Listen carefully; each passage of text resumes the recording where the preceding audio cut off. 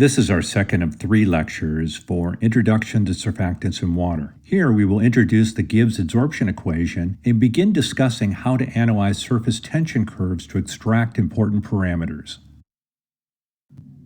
This slide schematically reviews a simple argument for why surfactants preferentially locate at surfaces and interfaces, and what effect this has on the system. Water molecules form multiple hydrogen bonds in the bulk, and a portion of these interactions are lost when they move to a surface or interface. As a result, water molecules experience a force drawing them back towards the bulk to reduce their potential energy. This pulls the surface or interface in tension. As discussed previously, this is the molecular origin of surface or interfacial tension. Now, nonpolar organic solutes have a strong tendency to move out of aqueous solutions, for example via adsorption, allowing for the recovery of interrupted hydrogen bonds in the water. If the nonpolar species is the hydrophobe of a surfactant, it can essentially be expelled while the hydrophilic portion of the surfactant retains much of its interaction with water. Thus, the potential energy incentive for a surfactant to move back into the bulk phase is substantially lower than that for a water molecule. And the adsorption of a surfactant at the surface or interface reduces the tension. This description emphasizes the roles played by the components of a surfactant. The lack of interactions between the hydrophobe and water promote its expulsion from the aqueous phase. The larger the hydrophobe, the greater this driving force. The hydrophil tempers the influence of the hydrophobe to provide the surfactant with greater water solubility and to help orient the surfactant at the surface or interface. The influence of both the hydrophobe and hydrophil on surfactant behavior in water is discussed in more detail shortly. Although the movement of surfactants to the surface is believed to be the process by which surfactants reduce the surface tension of water, demonstrating this is challenging because it's difficult to measure the concentration of surfactants at the surface of a liquid. Characterizing surface concentration of surfactants at the water-air interface is done using approaches such as ellipsometry or radioactive tags on surfactant species. In practice, surface accumulation of surfactants is usually estimated through the application of Gibbs adsorption equation.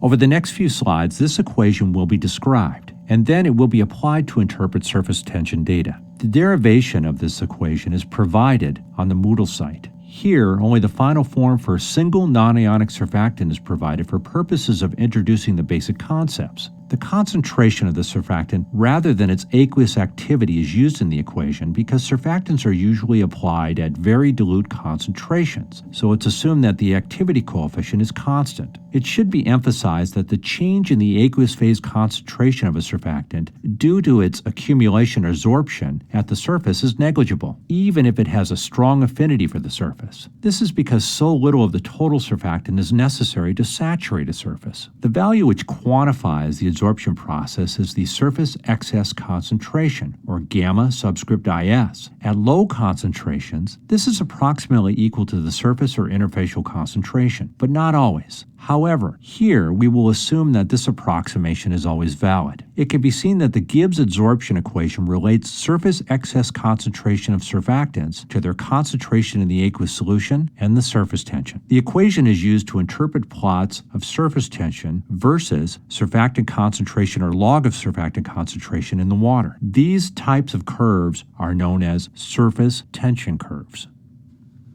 The data collected using the Wilhelmy plate technique are for aqueous solutions of normal alcohols, which consist of an unbranched alkyl chain capped by a hydroxyl group. The species studied here are not large enough to be considered surfactants, but they do have the basic structural characteristics of amphiphilic species in that they are composed of hydrophobic and hydrophilic groups which are well segregated. The 5 alcohols studied compose a homologous series, and that their structures differ only in the number of methylene linkages that compose the alkyl chain. The series includes methanol, ethanol, N-propanol, N-butanol, and N-pentanol, where N indicates the number of methylene linkages.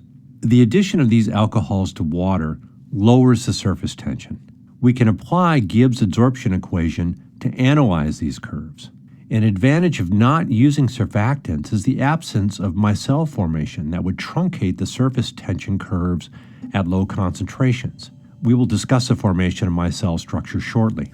It can be seen that the greater the number of methylene linkages that is, the larger the hydrophobic portion of the alcohol molecule, the more sharply the surface tension drops with increasing alcohol concentrations. Because these species lack the high surface activity demonstrated by surfactants, the influence of the added solutes on the surface tension is quite modest, which provides a nice starting point to discuss surface activity. To apply the Gibbs adsorption equation in a more quantitative fashion, we will apply what's referred to as the Langmuir-Szyszkowski equation. The Langmuir-Szyszkowski equation is developed under the assumption that the movement of molecular species to the surface of an aqueous solution can be treated as an adsorption process. More specifically, it is assumed that this process can be modeled using the Langmuir equation, which was discussed previously. This approach treats the movement of molecular species out of the water and into the adjacent phase, the surface, as a process requiring the displacement of water molecules which occupy surface adsorption sites. The reaction is reversible, and from the equilibrium equation for the process, the Langmuir equation is arrived at. It is important to remember that the solute is assumed to be at dilute concentrations, so the change in the aqueous concentration of water due to the exchange process is negligible. That is, the water concentration can be considered a constant, allowing this term to be combined with the equilibrium constant, which explains the units of liters per mole for the pseudo-equilibrium constant K prime. Setting the surface excess concentration equal to the surface concentration, the Langmuir-Szyszkowski equation is obtained from the Langmuir and Gibbs adsorption equations. This is the equation that will be used to fit our alcohol data. It can also be used to model the behavior of surfactants, but we need to account for the micelle formation process, which will be discussed later. We now return to the surface tension curves for the aqueous solutions containing normal alcohols. Using nonlinear regression, the curves are fit with the Langmuir-Szyszkowski equation. The model provides an excellent fit of all 5 data sets. From the fitting parameters, the Langmuir equilibrium constants, the K prime values, are obtained for the alcohol solutes. Although the equilibrium constant can be a bit challenging to get at, especially in the case of surfactants, it provides an excellent parameter for comparing the affinity of molecules for surfaces and interfaces. From the development of the Langmuir model, the equilibrium constant can be understood as a gauge of the molecule's tendency to distribute between the surface and water in the absence of surface and bulk saturation. It can be seen from the table that the K prime values increase in rather large increments as the number of methylene linkages and the alkyl chain of the alcohols are increased incrementally. And the species with the higher equilibrium constants are those that cause the greatest reduction in surface tension.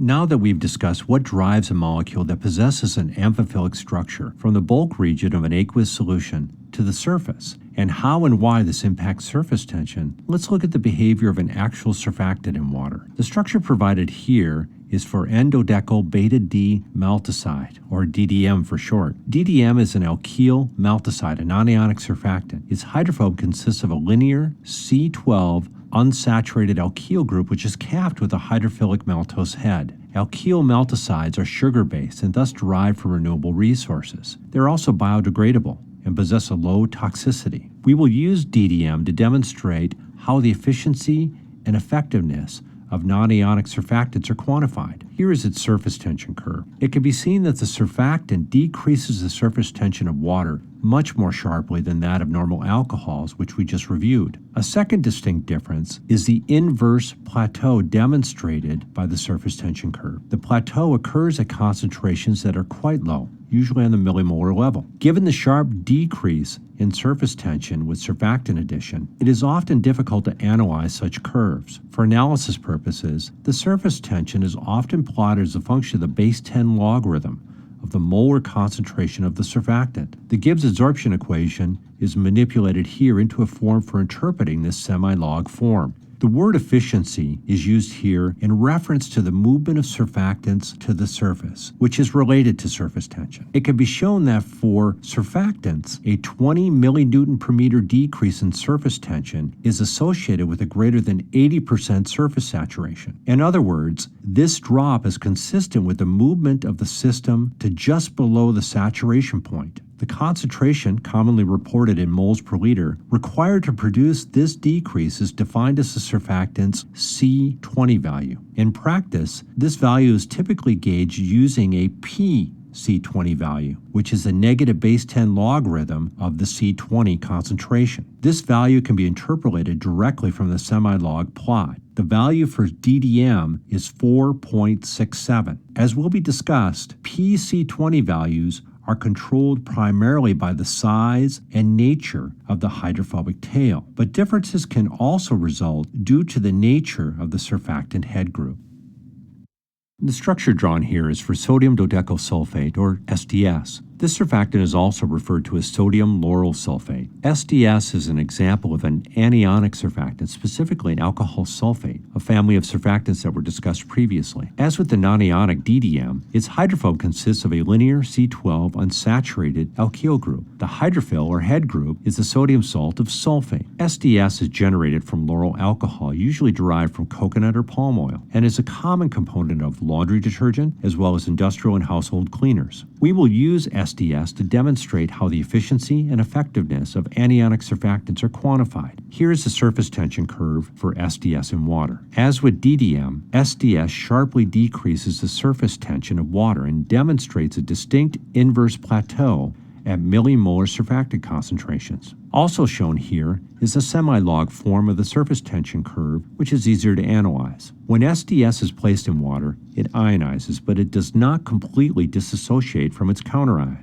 In fact, when an SDS molecule moves to the surface, it carries its counterion along. The Gibbs equation accounts for the presence of both species, the ionic surfactant and its counterion with identical absorption behavior, by adding a factor of 2 as shown here, also shown as a modified form of the Gibbs equation for the semi-log plot. The PC20 value can be interpolated directly from this plot. The value is smaller than that found for the nonionic surfactant DDM. Both of these surfactants have hydrophobes that consist of a single linear C12 alkyl chain. This means the difference in efficiency results from the differences in their head groups. As was discussed in a previous section, the ionization of an organic acid or base substantially enhances its water solubility. For the SDS, this decreases its excess free energy, making it more comfortable in water. Given that it is the stability of a surfactant that determines the extent to which it moves to the surface, the nonionic surfactant is more efficient for the same hydrophobe. This is a general result. Nonionics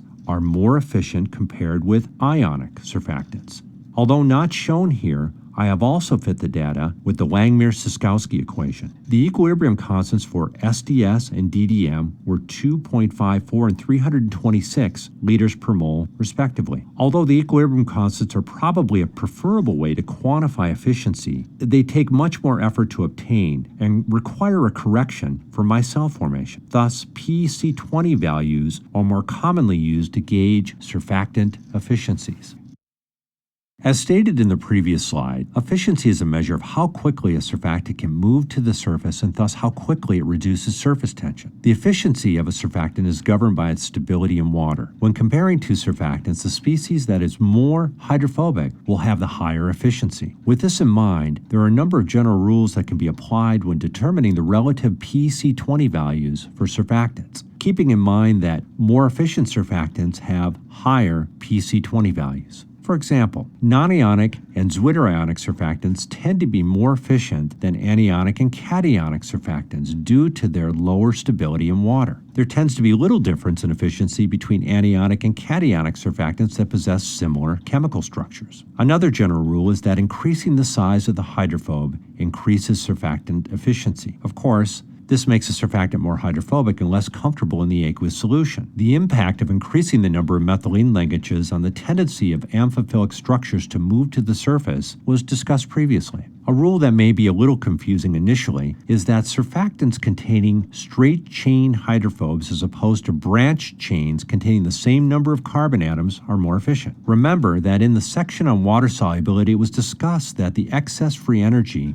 for a molecule in water is determined by how much that structure interrupts hydrogen bonding in bulk water. Chains with higher connectivities tend to interrupt the hydrogen bonding to a lesser extent, less than more linear structures with limited branching. Think about the difference in specific surface area when comparing a ball with a stick. The same arguments apply when discussing the number of hydrophobic chains. Surfactants containing a single hydrophil situated at the end of a chain as opposed to possibly multiple hydrophils situated somewhere in the middle of the chain are more efficient. Another rule that should be apparent is that factors affecting the solubility of surfactants impacts their efficiency. This includes increasing ionic strength and the choice of counterions for ionic surfactants. For example, using ammonium as opposed to sodium can significantly increase the efficiency of an anionic surfactant.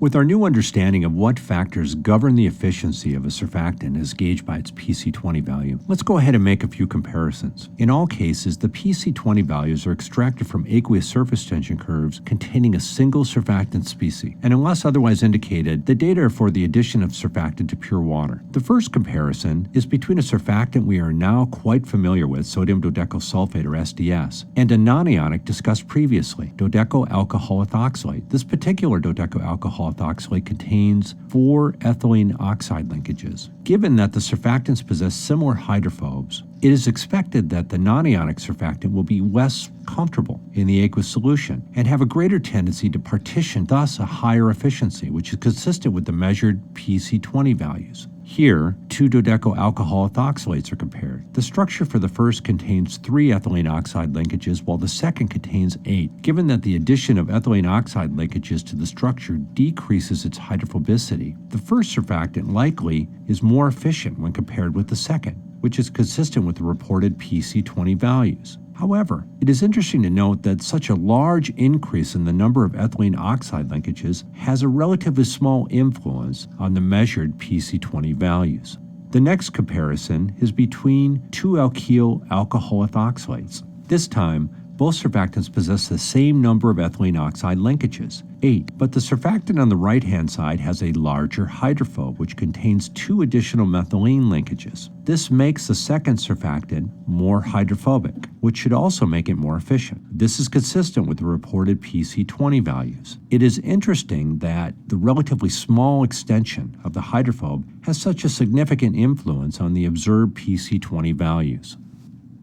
Let's continue with a few more comparisons of surfactant efficiencies. Here, the comparison is between SDS under different solution conditions. The second aqueous system contains significantly higher levels of sodium chloride. This should decrease the stability of the surfactant's hydrophobe that is salted out, resulting in a higher efficiency for the SDS under the conditions on the right, which is confirmed by a comparison of the PC20 values. The second comparison is one that I considered removing. It is between sodium dodecyl sulfate and sodium dodecyl sulfonate under the same solution conditions. Given its ether linkage, it would seem reasonable to assume that the sulfate is more comfortable in the aqueous solution relative to the sulfonate. However, the reported PC20 values indicate that the sulfate is actually more efficient. This is difficult to explain and for now should be regarded as an exception to the provided rules. The final comparison is between sodium dodecyl sulfate and potassium dodecyl sulfate. Given that the potassium counterion is more tightly held by the acid functional group than the sodium counterion, it is expected that the surfactant on the right should be slightly more efficient when compared with the surfactant on the left. This is consistent with the reported PC20 values.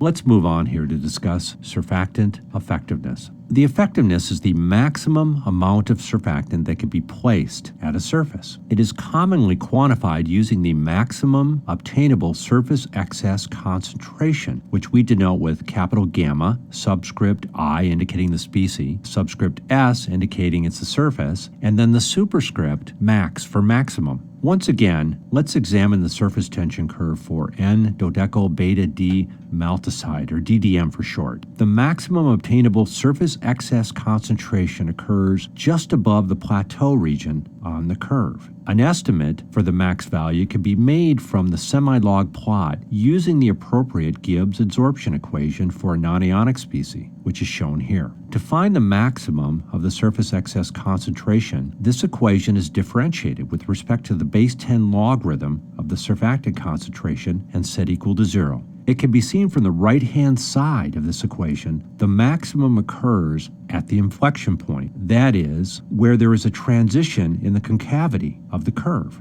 To find the surface excess concentration, we simply need to obtain the slope or derivative of the curve within the region surrounding the inflection point. From Gibbs' equation, a value of 4.42 times 10 to the negative 10 moles per square centimeter is obtained from the curve for DDM. For this next slide, the same procedure for finding the effectiveness is followed for the anionic surfactant sodium dodecyl sulfate, or SDS. Here is the appropriate Gibbs adsorption equation for this anionic. Note the factor of 2 when compared with the equation used previously for the nonionic surfactant DDM. As discussed, the surface excess concentration is maximized at the inflection point of the semi-log form of the surface tension curve, the plot of surface tension versus the base 10 logarithm of surfactant concentration. Fitting a line to the point surrounding the inflection point, a slope value is determined. Using Gibbs' adsorption equation, the maximum surface excess concentration is found to be 2.80 times 10 to the negative 10 moles per square centimeters. This is significantly lower than the value obtained for DDM, even though the two surfactants have identical hydrophobes. Again, the difference is due to the head groups, but for a very different reason. To explain this, let's discuss the area occupied by a surfactant at the surface of an aqueous solution.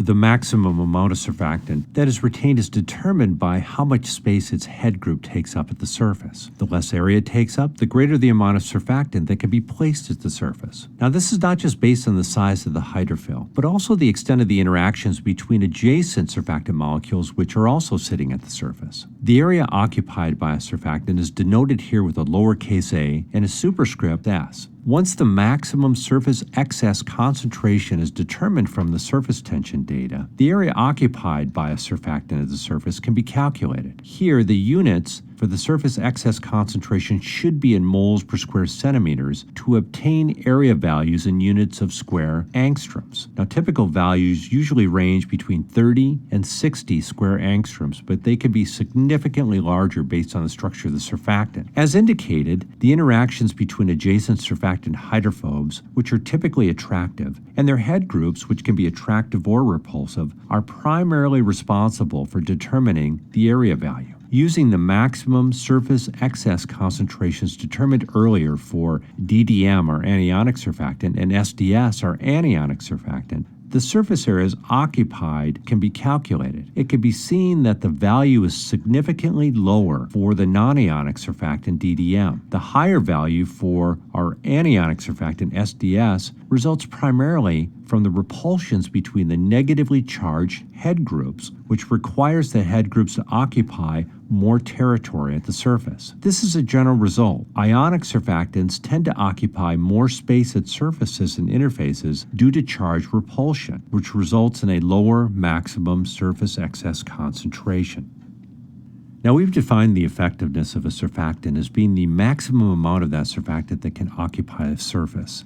It is gauged using the maximum surface excess concentration, which is governed primarily by the area occupied by the surfactant's head group. While the hydrophobicity of a surfactant is less important in determining effectiveness, it still plays a role. But the most important factor are the interactions between adjacent surfactants sitting at the surface. Keep this in mind as we review some general rules that can be used when comparing the effectiveness of different surfactant species. For example, nonionic surfactants tend to be more effective than ionic surfactants. The same point was made when discussing efficiencies, but the explanation is different here. For effectiveness, it is primarily a result of repulsion between head groups, rather than being due to differences in hydrophobicities. Factors reducing charge repulsion between head groups, for example, increased ionic strength or more tightly bound counterions, increases the effectiveness of ionic surfactants by reducing the area occupied by their head groups. Increasing the size of hydrophobes causes a modest increase in the effectiveness of surfactants, while increasing the size of the hydrophil decreases it. Increasing the hydrophobe size further enhances the driving force, promoting further movement of surfactant to the surface. Its influence is much less when compared to increasing the size of the hydrophil. Surfactants containing a single hydrophil situated at the end of the hydrophobe as opposed to two or more separated groups are more effective. The reason is that when a surfactant possesses two head groups, the portion of the surfactant between these groups also occupies space at the surface. Effectiveness also tends to decrease with increasing temperature. This is simply due to thermal energy, which causes head groups to use up more space due to their thermal motions. Finally, effectiveness often increases when water is in contact with straight-chain oil phases rather than air. This has to do with the interactions between the oil phase and the hydrophobes of the surfactants, which allows the surfactants to pack more closely together. With our new understanding of what factors govern the effectiveness of a surfactant as gauged by its maximum surface excess concentration, let's go ahead and make a few comparisons. As with our previous set of comparisons, values for the maximum surface excess concentration and area occupied by a surfactant are extracted from aqueous surface tension curves produced with a single surfactant species, and unless otherwise indicated, the data are for the addition of the surfactant to pure water. The first comparison is between sodium dodecyl sulfonate and dodecyl alcohol ethoxylate. This particular dodecyl alcohol ethoxylate contains 3 ethylene oxide linkages. These surfactants only differ in the composition of their head groups. As discussed, the anionic surfactant will occupy more surface area due to charge repulsion. Thus, it is expected that the surfactant on the right will have the higher effectiveness, which is consistent with the reported maximum surface excess concentration values. Here, 2 dodecyl alcohol ethoxylates are compared. The structure for the first contains 3 ethylene oxide linkages, while the second structure contains 8. Given that the addition of the ethylene oxide linkages will increase the size of the surfactant's head group, the surfactant on the right will occupy a greater amount of surface area, and we would expect it to have a lower effectiveness. This conclusion is consistent with the reported maximum surface excess concentrations for the 2 surfactants. It can be seen that the addition of the ethylene oxide linkages has a greater impact on the effectiveness for these surfactants than on their efficiencies. The next comparison is between 2 alkyl alcohol ethoxylates. This time, both surfactants possess the same number of ethylene oxide linkages, 8, but the surfactant on the right has a larger hydrophobe, which contains 2 additional methylene linkages. This makes the second surfactant more hydrophobic, which should allow more of the species to move to the surface, making it more effective. This is consistent with the reported maximum surface excess concentrations. Here the comparison is between sodium dodecyl sulfonate at different temperatures. The second system is 15 degrees warmer than the first. This increased thermal energy should cause the surfactant's head group to occupy a bit more surface area and thus lower its effectiveness. This is confirmed by a comparison of the maximum surface excess concentration values measured at the 2 different conditions. The second comparison is between sodium dodecyl sulfonate and potassium dodecyl sulfonate. Given that the potassium counterion is more tightly bound to the acid functional group than the sodium counterion, it is expected that the head group for the surfactant on the right will experience less charge repulsion. As a result, we expect the surfactant to occupy less surface area, providing for a greater effectiveness when compared with the surfactant on the left. This is consistent with the reported maximum surface excess concentration values. The final comparison is between sodium dodecyl sulfonate under different solution conditions. The second aqueous system contains high levels of sodium chloride. This will decrease the stability of the surfactant's hydrophobe, but more importantly, it will screen the interactions between charge groups at the surface, resulting in a higher effectiveness for the sodium dodecyl sulfonate under the conditions on the right. This is confirmed by comparison of the maximum surface excess concentration values. To this point, we've ignored the kinetic aspects of surface tension measurements. Parameters discussed are for equilibrium distribution of surfactants assumed to occur nearly instantly. For most surfactants and applications, this is fair. However, there are surfactants that require a much longer time to achieve equilibrium, and important applications where the generation of new interface occurs on the timescale of milliseconds. For these species and processes, the dynamics of surface tension reduction is important. Shown here is a schematic of dynamic surface tension data, often collected using the maximum bubble pressure technique discussed previously. Plotted is surface tension versus the logarithm of the measurement time for a constant surfactant concentration and temperature. Identified are distinct regions. Region 1, known as the induction period, where there is little change in surface tension. Region 2, the rapid fall region, where tension shows the most rapid decline. And Region 3, known as mesoequilibrium, where the surface tension curve plateaus. A fourth region is often present, over which there is a gradual decline in surface tension as it moves towards its equilibrium value. Usually, data are collected for the initial 3 regions, which can be fit with this empirical model, where the fitting parameters include the initial surface tension, the time required for half the decline in the surface tension for regions 1 through 3, and the mesoequilibrium surface tension value. While the time parameter is dependent strongly on surfactant concentration and temperature, N, which is directly related to the highest rate of surface tension decline, which is located at T1/2, is governed by surfactant structural characteristics. Here are curves for extreme values of N, demonstrating that a larger N value produces a more rapid drop in surface tension at T1/2. N increases with solution and surfactant structural changes that make the surfactant less stable in water, and decrease with changes that make it more stable. The previous analysis discussed dynamics on the timescale of seconds, but there are many applications in which interfaces are generated on the timescale of milliseconds. The best surfactants for facilitating these processes are not those that produce the lowest equilibrium surface tension values. Rather, it's those that reduce surface tension of newly formed interfaces most rapidly. This corresponds to the initial portion of the kinetics curve dominated by the induction period, so shortening the induction period is key. To understand what surfactant structural characteristics control the induction period, consider the limiting form of the Ward-Torday model for short adsorption times, where D is the diffusivity of the surfactant. It was found that an interface requires about 2/3 of its maximum coverage to end the induction period and initiate the sharp decline in surface tension. Thus, this analysis tells us that surfactants possessing lower maximum obtainable surface excess concentrations, that is, higher areas per surfactant, as well as greater diffusivities, will provide for shorter induction periods and more rapid declines in the surface tension over the initial, say, 100 or so milliseconds time frame. We just finished discussing the structural characteristics that govern the maximum surface excess concentration of a surfactant. But the other contribution to dynamics is the surfactant diffusion coefficient. There are a few ways to gauge the diffusivities of surfactant species, often based on the limiting case solutions of the Ward-Torday model.